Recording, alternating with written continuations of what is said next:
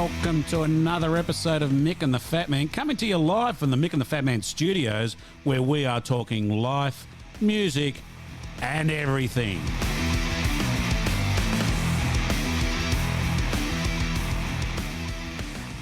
Well, welcome everybody to another exciting episode of Mick and the Fat Man, Series 3, Episode 11.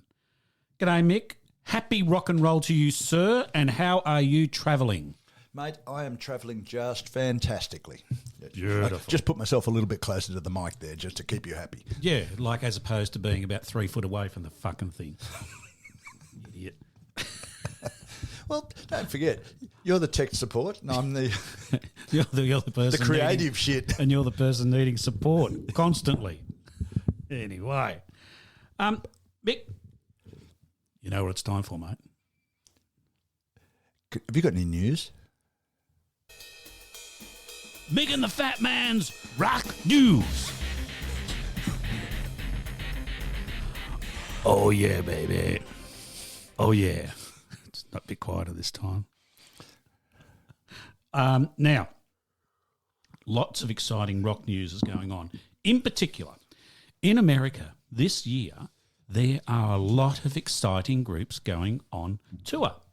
And I know you're going to love it. And I know that you, sir, are going to be hopping on a plane very soon to America in order to see some of these great groups. Now, there's a triple coming up with Motley Crue, Def Leppard and Alice Cooper. I'm holding myself back. I know. And so they're going to be, and just slurp your tea into the mic anytime you like, mate. Thanks, mate. You can't talk into it, but you can certainly slurp into it. Listen, I just want to know, on that tour, is Nita Strauss going to be playing for Alice Cooper guitar? I think that's what she came back for. Fantastic. So that's good news. Who could resist playing with, who are the other two? Motley Crue and Def Leppard. Gee, it's been a while since I've listened to a Def Leppard album. What about yourself? It's been some time. I.e. forever. Now, there's another one, which I'm not. There's another two-band act, Skid Row and Buck Cherry. I'm not familiar with Buck Cherry's work. Are you? I'm not familiar with Buck Cherry's work. No. Not since his first album, anyway. No, that's right. But then here's a surprise: George Thorogood. I didn't know he was still alive, but I thought he was dead. No, he's actually quite ill. So I don't know how he's going to do a tour. He collapsed on stage the other day. He's about 97, isn't he? He'd have to be. Yeah. He'd have to be. Anyway, he's going to mark 50 years in rock with performances back with the Destroyers. So that's exciting. Now, they are really putting this stuff together over there. These are big stadium concerts, big bands, and they're getting together. And I'm assuming they're all getting together so they can cut down on their food bills, so that they don't all, because they're all going to have pureed foods and things like that. I'm assuming, because they, teeth will be gone, all that sort of stuff. So they'll be out on a puree diet, thickened fluids, that sort of stuff, just so they can get it all down. But there's Metallica, Pantera, and Mammoth on one bill as well. Yeah, I know. And then there's another one. Are they going to have a special bus just to carry all their wheelchairs? They're going to need a lot of aid, aren't they? There'll be walkers, wheelchairs, just like, what's that one they carry the paper around in? Zimmer frame? The Pope-mobile. The Pope-mobile. And then what about Bret Michaels, Night Ranger, and Jefferson Starship? Aren't they dead? Well, they should be. I don't know. Anyway. For those of you who are wondering what that mysterious echo is in the background, we've got the man of many words, Nick, sitting in the in the bleachers. Yeah, he's providing comic relief. Now, here's one that I'm definitely surprised about. Graham Nash. When you read the promotion, it says he's going to be singing all of the highlights of his 60-year career in rock and roll. Yep. Look, he's getting on a bit.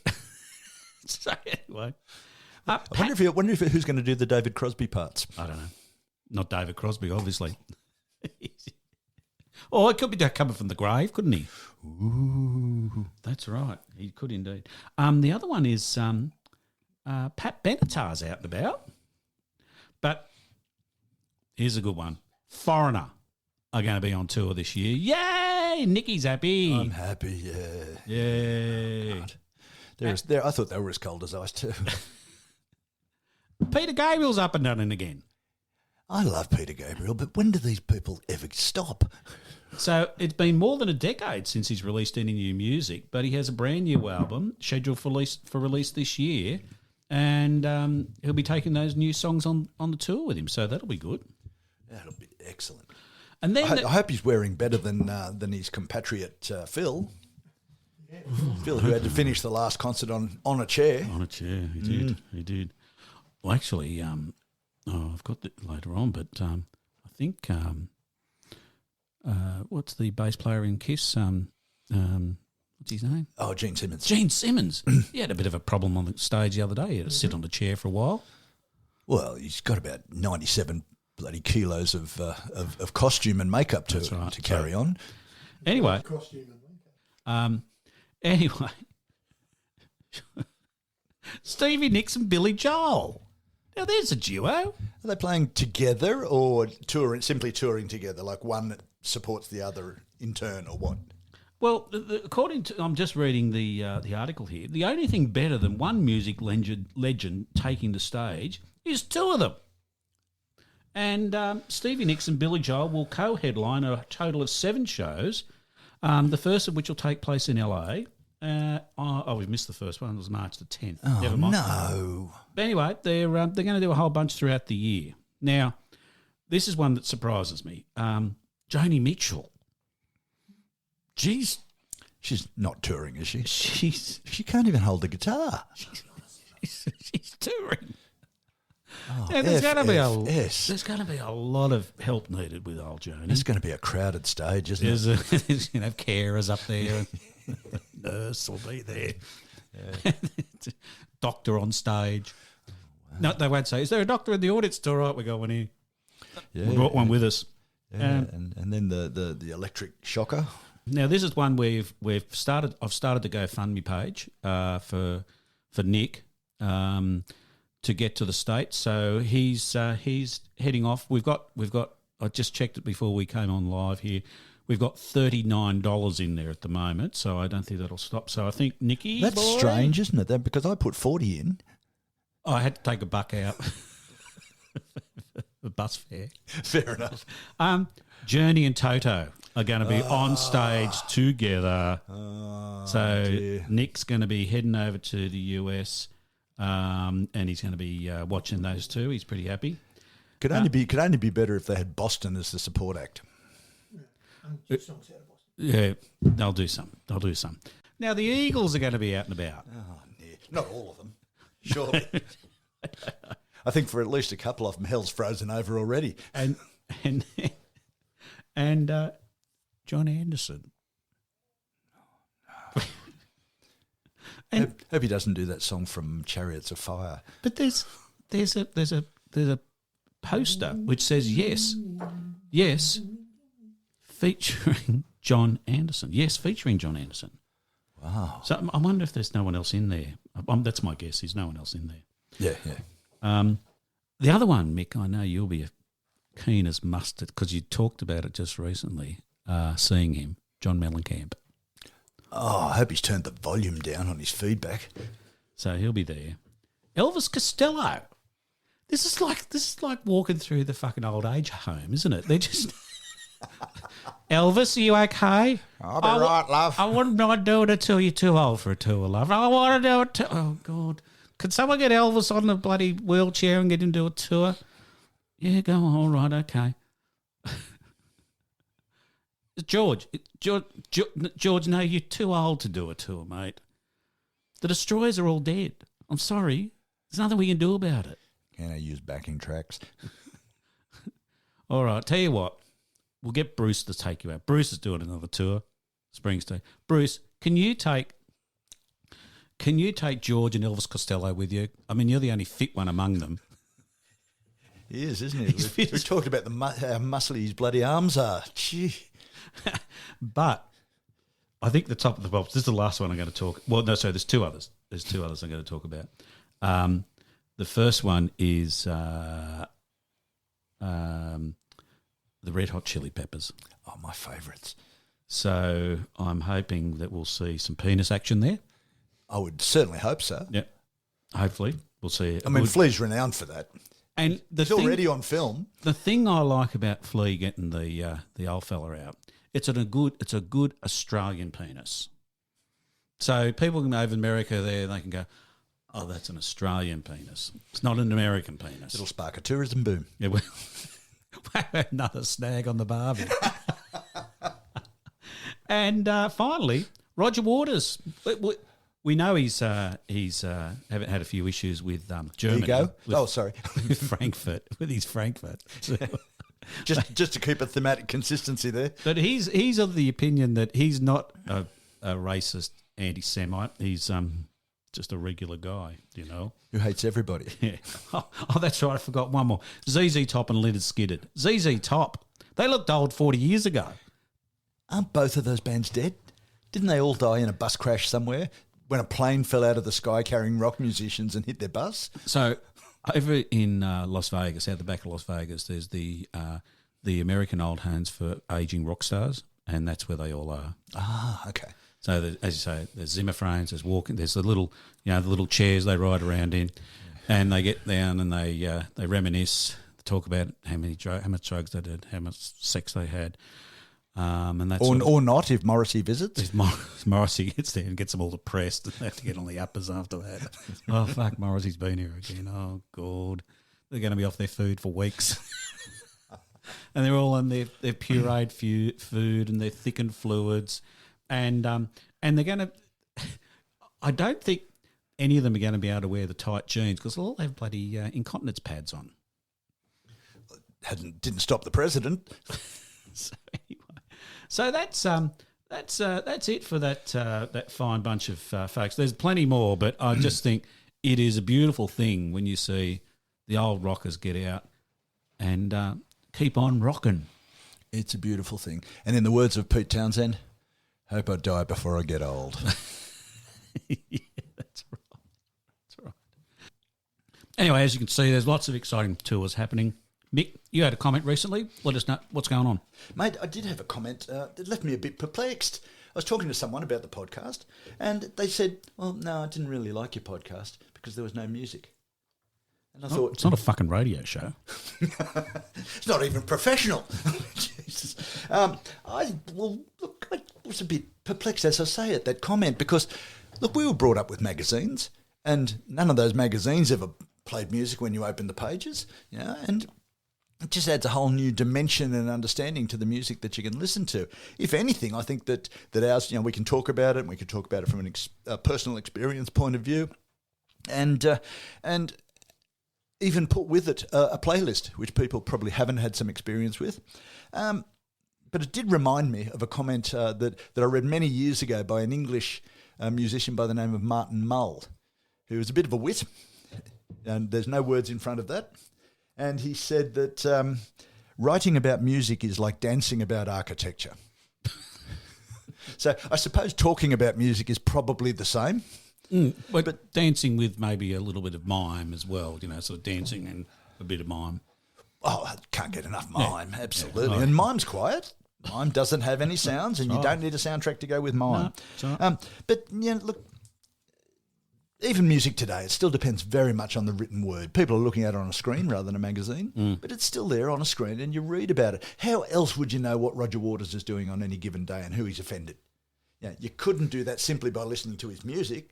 No, and it's a lot of work to keep up with who Roger Waters is offending. Well, isn't there's it? page after page of it. Yeah, I mean, it's just unbelievable. Yeah, He's busy. he is indeed. Look, there's a reason though why we don't play music, and I think you're well aware of it, but we should explain that to everyone who's listening. Good point. We don't play very much music because the law forbids us doing so. Copyright laws and so on, which in very many ways are accurate. People would just take you know, people's intellectual property, the music that they've recorded and so on and so on, and just make that their show, whereas we don't want to do that. We are allowed to play a little bit of music, and you find that we've increasingly started to put snippets of songs in to highlight a certain feature of a song, a certain instrument or a solo or something like that. But we're only allowed to use around about 10 seconds of a song under the fair use provisions under record review regulations, which is a subset of the copyright laws.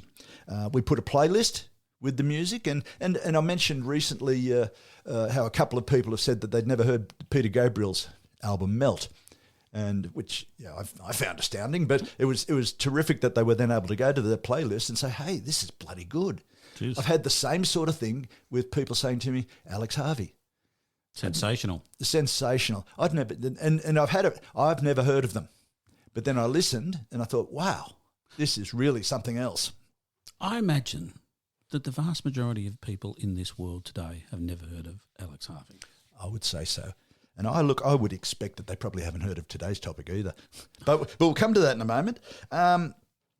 Look, we'd love to play full songs, but we can't. Radio stations, in case you didn't know, pay a royalty for every song they play. Mm. That's how musicians stay rich. If they've got a song that gets played on the top 40, if it gets played twice on the top 40 in Sydney, it gets played twice on the top 40 in every capital city in Australia, and then 1,000 major cities in the US. So there's thousands and thousands of dollars a day revenue flowing back into their manager's pocket and to them. So it's good luck to them.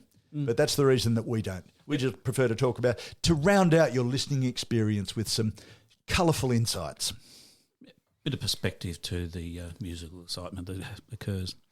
So that's it. We can't. If you really just want to hear the music, listen to the radio or listen to a playlist. Listen to one of our playlists, because they're actually they get a little bit eclectic, don't they? They do indeed, because I pick up on things we just say in passing. So Mick will say, "Oh, I like such and such," and so I put a song in there for you to hear, and and it may have nothing to do with the topic of the day, but it's in there as something a little bit out of left field. An unkind correspondent would call that unfocused, but not me. I think we got unfocused down pat, mate. Let's move on. 1001 albums you must hear before you die. Robert Dimery, 2021. Flip over to page 490 and you will find an absolute corker of an album by the name of Too-Rye-Ay from 1982. Kevin Rowland and the Dexys Midnight Runners, produced by Clive Langer, Kevin Rowland and Alan Winstanley. Art direction, Peter Barrett. Length 43 minutes 34 seconds. It's quite a long album, isn't it? It is for the era. Looking at the Australian charts, it got to number one and was there for 22 weeks. Kevin Rowland didn't really bother the charts too much. They just had the one album and 3 singles in there. I'm surprised they had 3 singles, to be brutally honest, but they did. But yeah, they're an exciting band, I think, and this album in particular. And the song "Come On Eileen," I think, is probably the least interesting song on there when you've listened to all of it. There's so many interesting songs on there, and that's the one that, I mean, it's still played in the top 40 today, on the radio today, that song. It is, and it's fun. It hasn't dated, and it's fun every time you hear it. You know, it's a little shot of joy in an otherwise dull day. So what did you think of the album, Mick? I think it's a great album, Matt. It's a lot of fun. You can tell they're enjoying it. And a lot of the musicians and albums that we're going to talk about this year, yes, that's a feature with many, not with Yes, of course, but with many albums. But I really hate it, and it really grates against me. And I've come to the realisation that if an artist is not enjoying the work that he's doing, he or she is doing, then that comes all the way through to my ears, and it comes through as, well, if they don't enjoy it, how can I? This album is their second album. You know, I've written down here a joyous riot of Irish music influenced pop and soul, and there's a lot of soul sound. A lot of soul. Yeah. He's with that unusual voice that Kevin Rowland's has got. You know, a sort of soul, but at the higher end of soul. Yeah, it is. It's interesting. He after the first album, he decided to add some strings to the band, and didn't he just? And oddly enough, all the horn section left. So he hired the back as like session musos, and so you've still got the horns, but you've also got the strings in there as well. And there's some lovely violin, viola type stuff. I know viola is one of your favourite album instruments. Yeah. Yep. Yeah, but yeah, so they'd actually already done a lot of work on the album, and then he brought the strings in, and they rearranged them, and the album is what it is. Yep, it is indeed. It's a lot of fun. Come on, Eileen, you talk about it. I'm still amazed that gets a run in increasingly Puritan airwaves of the day. It basically says, get your gear off, let's get down and dirty. My thoughts are only dirty. That's right. Well, come on, take off that dress. It's very naughty. Not that I'm opposed to the horizontal cha-cha, but the song itself. It's great. It's a lot of, and the film clip with the band members all in the bib and brace overalls. That's right. Yeah, and the two girls on or women as we should more rightly refer to them, ladies. Yes.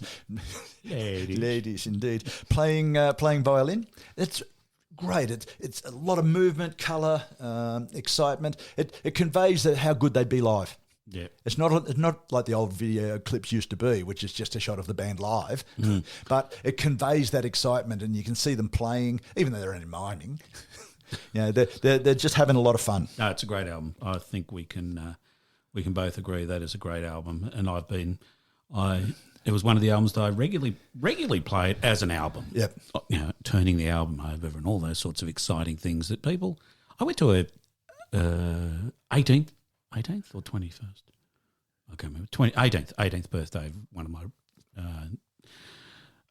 relatives, and she got a turntable for her birthday, and she was bloody top of hoop. She was very excited about getting a turntable. Excellent.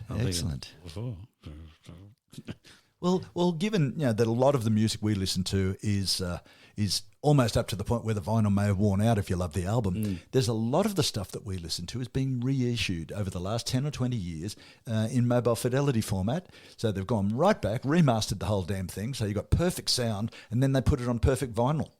I'm going to go and get her Jonathan Livingston Seagull, and I think she'd like that. 18-year-old, she'd love that, wouldn't she? Oh, I got that on tape. I got it on a cassette. And in the car, put it in my pencil and just twirl it around. Put it on my pencil, rather, and it just works. Just great. Do you remember this particular album? Years ago, back when we were young and indulged in alcohol. I know you don't remember. That's a long time ago. I drank too much since then. I don't remember. That's right. Yeah. Well, remember the weekend we went up to the Hunter Valley? I do. And that was the CD that we'd remembered to bring? But I remember we went to one winery and spent hundreds of dollars. Yes. And our wives were a little bit taken aback. But if you remember, we met Nell. And she gave us lots, and she said, try this, boys. Try this. Yeah. Try this. And we went, yeah, great. Perfect salesperson. She was great. Yeah. And we came back with hundreds and hundreds of dollars of wine. And an intimate knowledge of Too-Rye-Ay by Kevin Rowland and Dexy's Midnight Runners. It's a long time ago when we actually had no money, and I don't know why we'll spend $100 on wine. But it tasted good, and it kept the trip going for months. Fantastic. Tamburlaine, that's where it was. Indeed. Fantastic. Anyway, shall we move on, sir? Please. Now, what have we got rattling around in the old Globite school bag this week, mate? It's not rattling. It's sort of sitting in the corner. It's glowering, if anything. It's sort of not doing anything, really. It's sort of just... I can hear a humming coming from it. It's droning, sort of. Kind of, yes. Sort of sound. What? Why don't I bring it across here and I'll just open it up? Okay, hold on. I'll just make a noise for you. The sound. I've got the sound effect. Was that opening the case? It wasn't really. Or was that walking over to it? It wasn't really anything. I'm going to get one day. I'm going to get the click.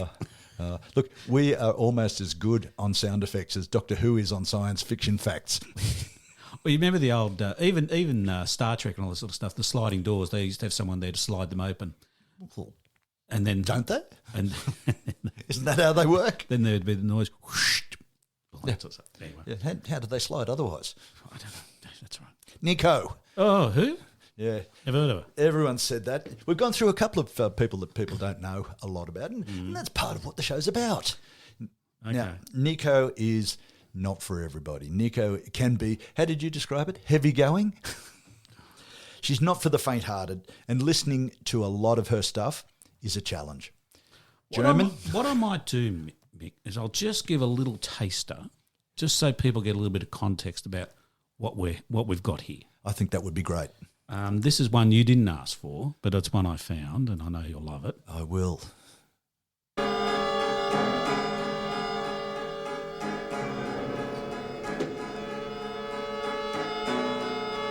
holding me against my will and doesn't leave me still. There you go, that's Nico. Couldn't pick that middle bit, but it sounded like something off Marble Index. It is. It is. So she is definable by her album and the period of life that she's in. But more importantly... That's hard to listen to, mate. If everything was easy, it wouldn't be a challenge and it wouldn't be fun. That's right. Look, and not everything that Nico's done is that heavy. Some of it's marginally 10%, 20% lighter. For those of you who've heard the name before and wondered why am I hearing this, Nico was in the Velvet Underground with Lou Reed and John Cale, and through her life she had a longish career. She died in 1988 after all the drugs and everything like that. She died in a push bike accident. How unfair! But she was riding to get drugs. She wasn't. She's riding to the deli to get some lunch for her son. And some marijuana. Well, I mean, who doesn't? You get that as your deli in Ibiza, don't you? She was in Ibiza. of all things, yes. Yes. Lovely sunny place. Oh, yeah, I can live in Ibiza. Bowled over Yeah. on her push bike. Brain hemorrhage, died. Indeed. So she worked... In fact, she was misdiagnosed to start with, and then, anyway. That's a bloody health system. Yeah. Spanish, you know, they're like... Spanish, Italian... English, whatever. They're all the same. Yeah, they're all the same. Look, there's a biography of Nico called Songs They Never Play on the Radio, and I think that probably sums up her career. In fact, I think there was a play done of her as well. I haven't heard that. There is. There's if you hunt around, you'll find an interview with someone who actually played Nico in this play. Ooh, that'd be heavy going. It would be. Yeah. It would be interesting because she isn't in. I think, from my point of view, her life is far more interesting than her music. Look, what I'm just going to tell you now is how I got into Nico. And when you hear this, it's an organic, the best way to get into a band is, through organic rather than just hear a song on the radio. It's almost like references. So with Nico, I heard Roxy Music and Eno, started there, and then went backwards through a live album called June 1, 1974, which was Eno, John Cale, Mike Oldfield, Kevin Ayres and a few others, and then went back from there to Velvet Underground. And of course, the first Velvet Underground strongly featured Nico, and we'll talk about that shortly. And then I worked forward with some of the people that she worked with afterwards. Saw her a couple of times live, and that was interesting. Not a lot different to listening to her on album, but great nonetheless. When she played in Sydney, the Herald, the daily paper in Sydney, noted the occasion with a large article headed "The Birthday Girl Who Never Got a Valentine." And then back in the day, the Sydney Morning Herald used to have very good rock coverage, and I was introduced to Cale, Iggy Pop, Nico. And I used to get a lot from the Herald. Now it's a tabloid and has occasionally good headlines. But back in the day, it was a broadsheet, and it was a lot more of an interesting paper with a lot of good culture and arts section. But there you go. There haven't been many German singers appearing in the charts or even in the rock music industry. Nina, 99 Luftballons, and who can forget that? I don't. I'll never forget it. Yeah. And other people really on the fringes of rock, if you like art rock. Nina Hagen, Lotte Lenya, people like that. And I know you've got all their work, but most people haven't. No. I know, and I know you're embarrassed about that. Big collection of German stuff. Yeah, well, that's you. Yeah, not to mention all the German bands. Yeah, doom, gothic laden stuff, gothic doom laden stuff for that matter. Yeah. Well, as I said, that's why I'm going to Germany this year in order to basically hook up with a few musos and go to a few dark concerts. I think Armondoul and Tangerine Dream on the same bill. Maybe they might have a jam. Yeah, that's right. I hope I see lots of it, and I'll be wearing my black lipstick and all that sort of stuff. So it'll be fantastic. I'm just looking forward to it. Oh, well, With a bit of luck, I can see Roger Waters as well. No, not in Frankfurt. Not in Frankfurt. Not in Munich. No. Probably not anywhere in Germany. Anyway, look, he might be in Berlin at some point. I don't know. Well, I think poor Mr. Frankfurt should actually contact the local council and say, come on, we want to see Roger. Yeah. I'm actually only going for the kebabs. Well, fair enough. all the Turkish people in Berlin. Yeah. That's a good idea. I saw Nico at the Sydney Trade Union Club, which is, alas, no longer a venue. That's a long time ago, a long time ago, isn't it? Yeah. And I saw her. The internet is a wonderful thing that we didn't have as children. That's right. I could actually find out what day it was. I scarcely remembered what year it was, but I can remember the concert perfectly, but had no idea of the date until I went back and found that it was February 16, 1986. And it was the middle of 3 concerts that she played at that particular show. Isn't that awesome that you can go back and get all of that information? Wow. Yeah. So Sydney Trade Union Club was not one of the more salubrious venues to see bands. It was pretty bloody ordinary. Would you regard it as, how would you rate it compared to the Bridge Hotel? Not that bad. The Bridge is in the bottom third. The bottom 10%? The bottom 5%? We, all three of us recently, went and saw My Sex at the Bridge, and it was such a shit venue. It really was. It really, but once the lights were out, it was great. Yeah. And the good thing was they had the walls painted black, so that was good. It was perfect. So you didn't get any reflection back from the. That's so right. It was the light show that they wanted. It was all good. Luckily, you've got a nice bald head where anywhere could see you. Oh, that's right. Yes, yeah. Well, that's true enough. John Cale also played at the Sydney Trade Union Club. Is that right? Yeah, and I know that that raises it in your estimation. Yeah, it's because I mean, Cale is, and you said it in the episode on John Cale. He's one of your favourites. Indeed. And I know that you've got most of his work. I've got, basically, as I said, I've got Jonathan Livingston Seagull, Nico, other German artists, and Cale. That's the basic, and I just, it's like a playlist for me. And you've got a big lounge room wall covered in all those albums. All those albums, fantastic. It's just fantastic. Now, Nico, when she's playing at the Sydney Trade Union Club, she was deep in the depths of her heroin addiction. Yeah. So and I heard this from Rob Younger. What year was it? 86, you said? 86, yeah. She died in 88. So she was still on heroin in 88? Yep. I know. I think she kicked it just... No, she kicked it before just between this concert and... 2 weeks kicking later. off. 2 weeks later, indeed. So I heard this from Rob Younger, who was the lead singer of Radio Birdman and the New Christs. So he'd know. Nico was in the middle of her addiction. She's hanging out for a hit before the show, so she couldn't play until someone went out and got her a hit. Oh, God. And then she came out and played. Wow. Didn't make one iota of difference to the show. It was still fantastic. It would have been. Yeah. She was born in. Did you go with someone, or did you go by yourself? I can't remember. I think it's a solo adventure. That. Yeah. Solo. Yeah. I can't remember that anyone would want to go. They'd say, "Who?" Yeah, I could see you ringing me up and saying, "Do you want to go to Nico?" Fuck off. I'd rather kill myself. Yeah. Stab me now. Yeah, stab me now. Yeah, you just got no sense of adventure. No sense of adventure. She was born in Berlin before World War II.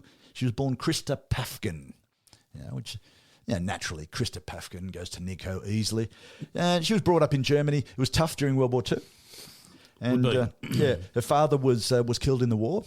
So she's got a lot in common with Roger Waters. Yeah, right. Yeah, so you can see that similarity there. She did what she had to do to survive, and they were all struggling, sort of poor as poor, and Germany being basically destroyed at the end of World War II. She got an opportunity to model, though, because she was actually quite a beautiful woman. And she was. And younger. She had beautiful cheekbones without surgical intervention. Absolutely, before they even knew what surgical intervention was. Yeah, she was lovely. She moved to Paris and then New York, where she did a lot of modelling work. She changed her name in 1956 for that purpose, because I'm Nico. It's not not for any musical purpose. She became Nico well before that. She did it to change her life and put all the violence and fear behind her. And you can imagine that said in a heavy, plodding German accent. Yeah. Not an ordinary German accent, a heavy, plodding one. She was... the plotting accents, of course. Who could forget them? Yeah. Look, at the time, she was very shy. Because of... despite her appearance and the industry that she was in, and so sometimes that made her appear distant, and people thought that she had that sort of Teutonic arrogance, but people who know her well said that was a shyness, and you can tell that from the way that she sings. It's a very shy, diffident approach to singing.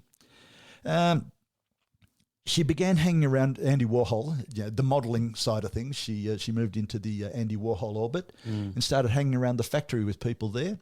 And she met Bob Dylan, who wrote "I'll Keep It With Mine" for her. Oh. So she's actually charmed and brought a lot of rock musicians into her orbit. Bob Dylan, Lou Reed, John Cale, with whom she's had affairs. So... Yeah, it's interesting. She has been with a lot of rock musos in a sexual way, and had she been a bloke, she would have been hailed as a great conqueror of the female form. But when you're female, it doesn't quite work that way, does it? It's a bit unfair. Yeah, it's a bit unfair.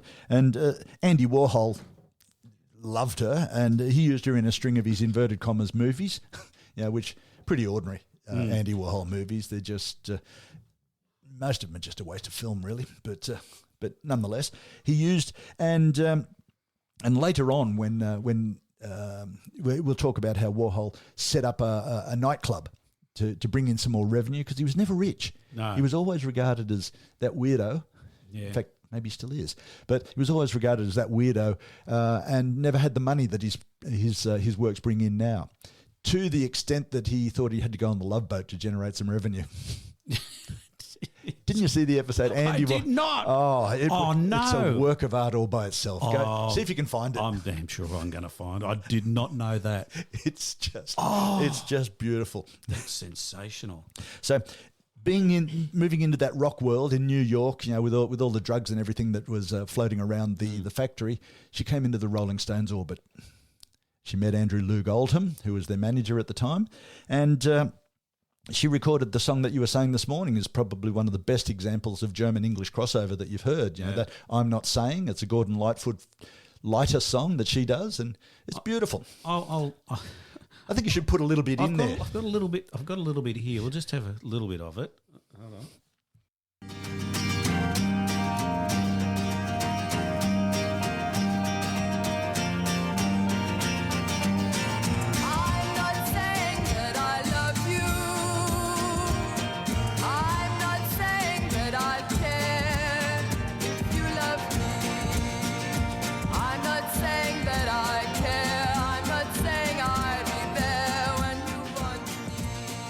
When you want me. Sounds like Sergeant Schultz. I'm sure it's an inspiration.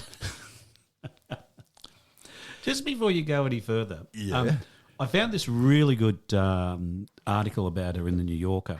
Oh, yeah? And her biographer, Jennifer Otter, points out that... whose book is mentioned in the show notes. Yes, You Are Beautiful and You Are Alone. Yep. She describes her life as haphazardly recorded, and the same could be said of much of her music. Over the decades, those seasoned anecdotes and thrice-told tales have hardened into cliche. Nico was a lovely blonde void or a freeloading ego monster. That's pretty harsh. But that particular book that you're talking about, I know that you're not a great one for rock biographies, but that's a good one. There's been quite a bit written on Nico, and the other one, the songs they never play on the radio, which was about 10 years ago. This one was last year, and I bought that. It's a really good book. It covers what she's done. And look, if you don't like Nico and you're dead set to sort of almost rebel against what she's done, rail against it, then you're not going to like the book. It doesn't matter. But it is interesting. It's an interesting way of looking at her interrelationship with music, how she worked with the Velvet Underground. She had very much a strong love and strong hate. As I said, she had affairs with Cale and Reid, and they hated her. Everyone in the Velvet Underground hated her. I know. They used to. It was all very misogynistic. In fact, it was they were really thought she was a bit useless. And would make jokes about her in front of her and things like that at her expense. Oh yeah. Very very nasty sort of thing. And there was a concert that they did after the Velvet Underground folded in at the Bataclan in Paris. Oh yeah. God. Yeah, where Reid wouldn't even speak to her. He told Cale to tell her something while they were both on stage. Yeah, it's really quite extraordinary. Very weird, very weird. But Reid also, as I say, he hated her, but he loved her, and he wrote one of the most beautiful songs that he's ever written. He wrote "I'll Be Your Mirror" about Nico and for Nico. What was that about then? It's weird, isn't it? Well, Reid was a complex character. Complex is a way of describing someone who can be an arsehole one minute and an arsehole the next. And Reid was one of those. Yeah, absolutely. Without doubt. She was forced into the Velvet Underground.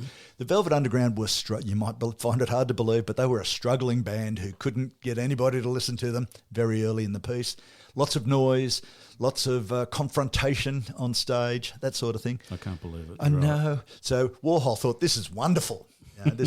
Because his art was all about sticking it in people's face and doing stuff that people didn't appreciate, and then doing it again and making them have a reaction, good or bad. Yeah. So he thought, well, I'm going to get some reaction from this band in his new nightclub that he set up.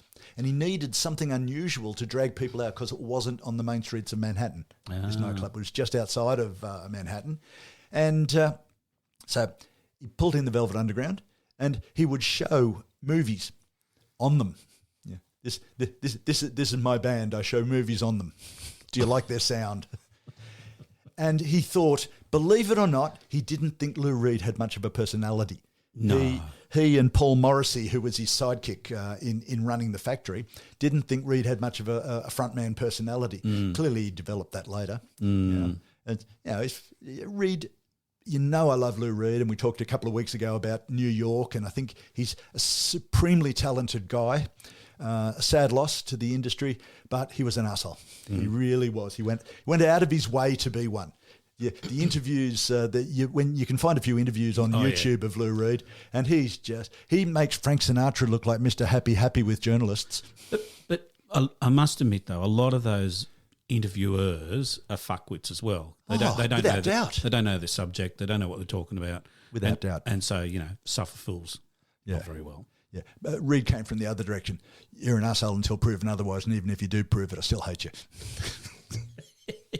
So they wanted a visual impact for the band, not just a bunch of ugly people playing drowning, ugly music. They wanted this beautiful blonde as well to have movies projected on her. Yeah, right. And so they came up with the songs, and as I say, I'll Be Your Mirror. We've talked about I'll Be Your Mirror before because it's on the Velvet's first album. Yeah. One of the most beautiful love songs that Reed's ever written, and he wrote it for bloody Nico. It's really quite, and even on that album, it's an exception. The rest of it's nasty rock and roll, and then I'll be your mirror, with the band playing gently and delicately, and it's really, really very good indeed. Out of left field, though, really, isn't it? Oh, absolutely. But not atypical of Lou Reed as he went on. He would have on the same album, he'd have one of the best things he's ever written and some dross. Yeah. So he was a contradiction in terms all the way through, and that reflected on Nico. Yeah. As I said, they hated each other. She was unconfident. Her upbringing and despite being a model and sort of standing there in the front of the camera and everything like that, she had total lack of confidence in herself, and so when these guys are putting it on her, who she recognised as Warhol's friends, so they were successors, and so she was concerned that they were putting it on her, and they thought that she was an arrogant German, which those two words don't necessarily go together, and so it went on from there. She was there is a story about her being raped after World War II by an American soldier. There was indeed, and the American, you might find this hard to believe, but the American military wrote it off as in no evidence. There's also another story that he got hung. So, I don't know where that came from. I think that was in that New Yorker magazine that I read. All right. But I think there's also not a lot of evidence to say that it actually existed, the what happened. But anyway, who knows? Yeah. But I would suggest I wouldn't have liked to be in Berlin just after World War II somehow. It was pretty ordinary, yeah. If the Russians didn't get you, the Americans did. That's right. It's pretty much, yeah. Look, however that sort of panned out, we're talking mid to late 60s, and the tension in that band, and you think through things that we've talked about and things that we love, tension in a band can sometimes produce some really great stuff. Creedence Clearwater, they all hated each other. The two brothers in particular. Roger Waters hated everybody. And we'll talk about the Wall one of these days, I think. I think the Wall's a good one to talk about. Absolutely, yeah. And in fact, there's so much about the Wall, we may make it a special episode. I don't know. We'll see how we go. Think about it. But Reed wrote these songs. I'll be your mirror. I'll be your mirror. Reflect what you are. I can't believe that you don't know the beauty you are. Things like that. You'll remember we were talking about the Velvet Underground. I said, boys, if you're listening to this album, and you want something to say to your partner that'll keep you out of trouble, crib the words from Lou Reed and just write those on a card for your partner. You'll be in so much clover. You'll be way in front. I'll be your mirror. All tomorrow's parties. Femme Fatale, which is again you can't describe Nico without thinking of Femme Fatale, and they remain today still as some of the most wonderful remnants of Reed's work. Yeah, he was playing them right up until his death, playing them in concert. Oh, right. Yeah. Okay. Yeah. So, VU toured Los Angeles with Nico. So she's this tall blonde, but they were all dressed in black, sunglasses during the night, all of that sort of thing. Yeah, fantastic. And they played Los Angeles, and the Los Angeles music scene, it's us against them. Right, because you've got all these black guys who are on amphetamines and angry and too cool for school, versus all the bearded hippies and in colourful shirts in Los Angeles who are on acid. So I know it was a drug versus drug clash. West Coast v East Coast, very interesting stuff. It was indeed, yeah. Now, Mick, yep, I'm just going to butt in there. I did go to my good friend ChatGPT, their artificial intelligence sponsor, and I asked it to do a review of the best Nico album that there is. So I'm just going to read a little bit of it, just for your interest. The Marble Index is widely regarded as one of Nico's best works. It is a departure from her earlier work with the Velvet Underground, which was more rooted in rock and roll. Instead, this album is characterised by its haunting sparse arrangements and Nico's unique vocal style. The album is dominated by Nico's harmonium, which she plays throughout the record. There's more, but I won't go on. What do you think of that? That's fair enough. Yeah. As I said right at the start, Nico's not for everybody, and she is a challenging listen. Did John Cale teach you how to play the harmonium, do you think? No, maybe she taught him. No. Look, Cale, as you know, is very fond of basic droney type musical instruments. The viola, the harmonium, and John Cale was the driving force behind recording of Marble Index and Desertshore, which was her next album. Ah, okay, that's interesting. Yeah, so Cale was looking. Cale's production style is to draw out the style inherent in the artist. To not some producers, as we've discussed before, some producers get in there and they make a Mick and the Fat Man record, and everyone, doesn't matter who the artist is, it sounds like say a Stock Aitken and Waterman. Whoever they had, it sounded like Stock Aitken and Waterman. Whereas John Cale's the other way round. He draws the innate talent out of an artist and lets them dominate, simply putting in there, making sure he gets good sound and making sure that it's not too abrasive. Oh no, abrasive's never a problem with anything that Cale's recording. Making sure that it works. And he did that with Nico's first album, so she drove a lot of that. And so if he's introducing her to harmonium, which he did, and she used that harmonium a lot over the remainder of her career. And as I say, I saw her at the Trade Union Club in Sydney, and the harmonium was set up there on stage, and she'd done a couple of live albums, and all with bands, and they all feature the harmonium. Well, that's good. Yeah, it's good. It's good. So I don't think that review, whilst it's Chat GPT, it's artificial intelligence, mate. It's an artificial review. It's made up. Oh dear. As compared to, it's about authoritative as many other people's reviews. Well, indeed. I don't think there's anything too wrong with that. It depends how incisive you wish it to be. I don't think Chat GPT really gets to be incisive and have insights about artists. It'll quote all the facts. It would have gone off, and I don't know. It would have got together a whole bunch of stuff and then brought out whatever. Yeah, exactly. Yeah. So you've jumped straight onto simply reading a basic précis of Nico's career, and found Marble Index, John Cale. Hey, that was hailed as something different because no one else was recording harmonium, almost Gregorian chants on album. No, and they're still not. No, they're not. Funnily about that, it's a long forgotten style. It's a long forgotten talent. And I think we can all mourn the death of Nico and the loss of harmonium in modern rock folk music. I think German rock folk music. I think so. Rock and folk in the one thing. I think that's extraordinary. Have a listen to the next album, Desertshore. It's a lot more standard song formats. All right. It's still Nico's voice, which I love. A voice. It's very unusual. What would I have to drink to listen to that album? I have a very nice cognac. Because I'm thinking arsenic, but maybe I don't know, something. Very hemlock. Well, dilute it a bit first so you don't die quickly. You want to hear the whole album. I've got some Negroni down there. I'll probably drink the bottle and then I'll have a listen to it and lay comatose on the lounge. Sorry, mate. I'm being nasty. I'm being misogynistic. And look, I'm getting a feel here. Are you telling me that you're not a big fan of Nico?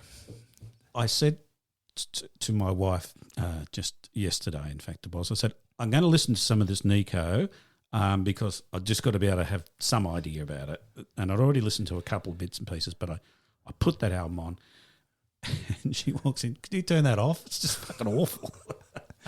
Well, that's one reaction that people can give to Nico. Others can give, this is unusual. I've not heard this sort of thing before. That's exactly right. That's right. I'm going to run with that. That German iciness that she has in her voice. She did a cover of Heroes by David Bowie. And we've talked before about how much I love Peter Gabriel, and yet his cover of Heroes missed badly. Right? He missed. Bowie did a German version too, didn't he? Yeah. How do you rate his compared to Nico's German version? Oh, both of Bowie's versions are just beyond astounding. Yes. They're just they're funeral songs. They're absolutely brilliant songs. But Nico, I want you to have the German one. If I'm still alive and you die before me, yeah, I'm going to make sure the German version of Heroes is played for you. It's called Helden, if you're looking for it. Yeah, I remember you telling me that before, so I'll make sure that song is played in German. Oh, that'd be great. That would be good. And people would go, oh, what song's that? And then sounds like Heroes. And then we'll have Nico do something a little bit obscure with lots of harmonium. And you could have her do Janitor of Lunacy. That would be good. Perfect. And there'll be tears welling up in people's eyes, not from your death, just some the music. Oh, turn it off, please. Turn it off. Oh, people can be so cruel. Sorry, mate. Sorry, it's terrible. She did the cover that she did of Heroes, but with that, because it's about Berlin and about the Berlin Wall and falling in love by the wall, as one of the lyrics says. She actually put her German iciness on it, and I think for mine, I like Nico, so I'm coming at it from that perspective. It's probably the best cover of that song I've heard because it's so hard to cover because the original is just so brilliant. Well, I'm yet to hear a cover of that's even remotely good, so I'm going to listen to it. I think you should. I'm going to. I think you should. I'm going to get Nick to listen to it with me later on. We're going to listen to it. I think you'll both come away changed, man. I think I will. Now, once she left Velvet Underground after about a year, right? Too hard an atmosphere to stay, right? Yep. And however, they got together again in 1972 and did a concert at the Bataclan in Paris. And poor Nico, by this stage she wasn't in the best of health, and her voice was failing, and they started off another song that Nico was going to do, and she says, "I want to sing one last song now, if I can." But then she launches into "I'll Be Your Mirror," which is just beautiful. It's a beautiful song, and the weakness in her voice with the Reed song. So you had Reed and Cale playing the music, and you had her sort of failing voice singing this beautiful love song. It's just magic. The album itself, I've heard it described as, if you like pristine, perfectly produced, perfect sound, perfectly played, everything right on the money, don't buy this album. It's the opposite, but it's a great snapshot. All right, thanks for that advice, Mick. I won't buy it. No, well, that's right. If you like Reed, Cale, and Nico, which I do, it's a period piece. You can hear it and you say, okay, these guys, they're all were having difficult personal times, right? In about 72, and so you listen to it. They're not prepared. They're not rehearsed. Some of the songs aren't so good, but things like "I'll Be Your Mirror," the three of them singing, the three of them playing together, it's just wonderful. Really a great. It's like the bootlegs that we used to buy. Most of them were awful because they were badly recorded and captured from a mic in the crowd. But occasionally you'd get a really joyful piece that you'd never ever be able to find anywhere else. Yep. So okay, well, Nick will listen to that as well. I think you should. The whole album. Yeah. So. Yep. And now the other thing I noted was in this article as well. In 1981, she moved to Manchester. Yep. Because the heroin was cheap. Yeah. And it looked a little bit like Berlin. I assume the destroyed Berlin. And between 1982 and 1988, she did 1,200 performances. Massive amount of work. But she owned next to nothing. She had a motorcycle. She had her motorcycle boots, a few books, and a leather bag with drug paraphernalia in it. And that was her. Yeah. It's kind of her belongings. It's sad, isn't it? Well, it is, and all the money that she's earned from 1,200 gigs went straight into her arm. That's right. And it's right. It's insane. It's pretty ordinary. And there's a warning for you, kiddies: the drugs are bad for you. To survive that long as a heroin addict is masterful. Yeah. They usually die. Exactly. But she survived and got run over. Yeah. Basically. What's it all about? What's the point? God almighty. Yep. In that time, she still did some great music. She did an album, and she did a whole lot of individual songs all around the place. And there was a compilation called The Blue Angel, which I bought. And again, lovely. It was Nico, so it was patchy. But she did a great version, the Frank Sinatra song, My Funny Valentine. My Funny Valentine. That was meant to sound like Frank Sinatra, but it didn't. It sounded exactly the same. There he is. He's in the room. Yeah. No, well done. She did it, and sounds like Marlene Dietrich. My Funny Valentine. Yeah, with that weakened voice. Yeah. In fact, she sounds like Marlene Dietrich quite a bit, doesn't she? But probably only because of the German accent. More so the accent, yes. That's a bit of a giveaway. So, but Marlene has got that deep voice as well. Well, that's right, yes. And maybe Nico is Marlene Dietrich. Oh, they're both dead. It's too many coincidences to avoid. Have you ever seen them together? I've never seen them together. Hello. There's no photos existing of them in the same room. So there you go. There's something to anybody out there wanting to do a bit of research. There's a good topic to a podcast. People do these mystery podcasts and solve the mystery. There's one for you. There you go. Indeed, yeah. So Blue Angel it's called, and it is still available, but you'll have to search for it. And it's got some great stuff. It's got a version of she's done a whole bunch of Velvet stuff. I'm Waiting for the Man, obviously Femme Fatale, Tomorrow's Parties. I'll Keep It With Mine. And it was just one of those albums that if you did like Nico, and I did, I picked this up and thought, this is a goldmine, this album. This is just brilliant. Not everyone, of course, shared that view, but she has been influential in her career.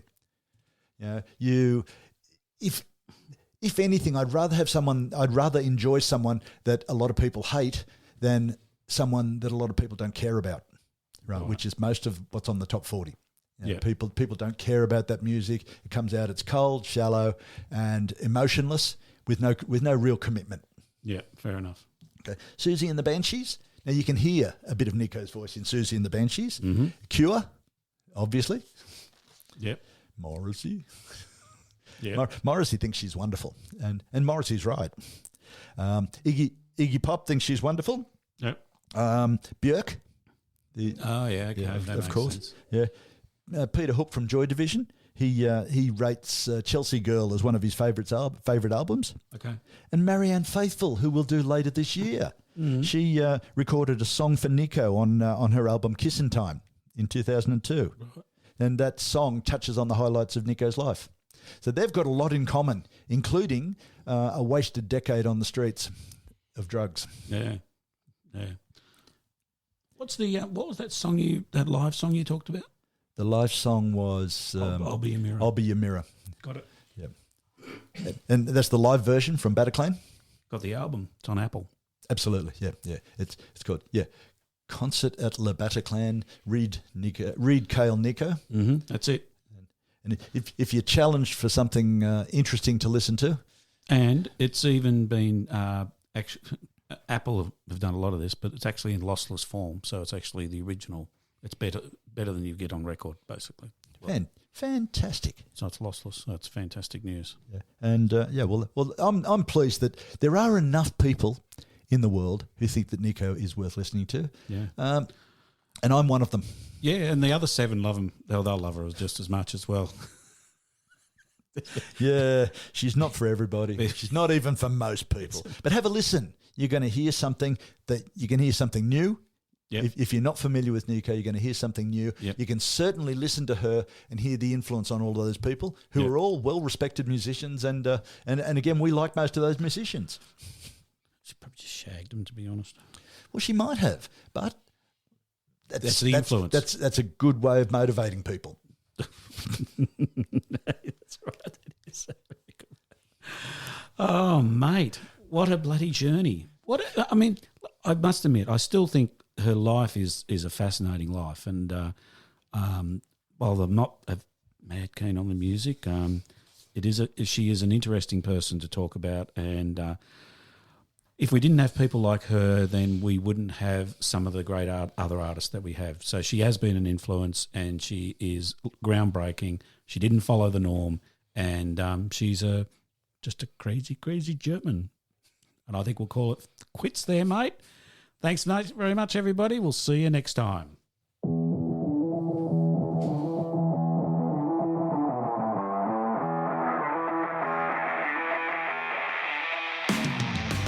Well, that's a wrap, and thanks for listening. Don't forget to subscribe. It's free. And if you like this, tell your friends about us. Also, contact us at mickandthefatman@gmail.com. Follow us on Facebook and Instagram. Thanks very much. See you next time.